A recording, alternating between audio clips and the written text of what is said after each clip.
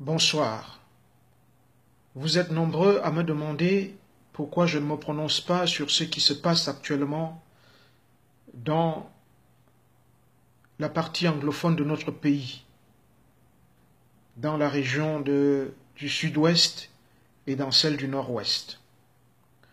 Je voudrais dire que la solution n'est pas dans un livre, elle n'est pas dans un discours que l'on pourrait prononcer. La solution est en chacun de nous, en chaque Camerounais. Voyez-vous, une génération peut éclairer le présent et offrir à la suivante de choisir l'épaisseur et les couleurs de son propre présent. Par temps troubles et incertains, soumis à des bouleversements ardus à lire, cette faveur se fait un devoir. Génération, chaque génération doit, dans une relative opacité, découvrir sa mission, l'accomplir ou la trahir.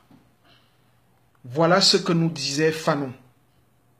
Dans une époque où les damnés de la terre inspiraient réflexion, joute et engagement. Depuis 1961, nous devons reconnaître que nous n'avons pas travaillé pour coller ce qui a été séparé hier, pour unir ce qui a été désuni hier.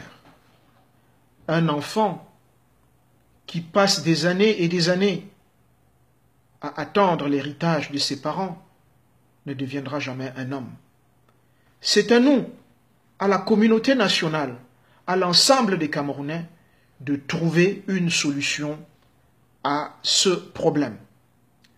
Nous ne voulons pas hériter d'un pays déchiré, lacéré, complètement détruit par une génération qui n'a pas voulu travailler.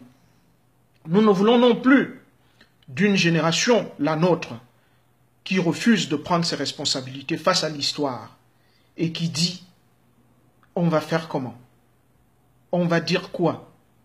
Attendons que tout cela passe. » Ceux qui tombent, ce sont nos frères.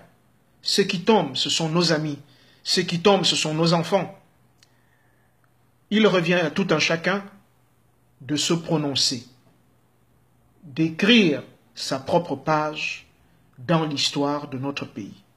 Merci.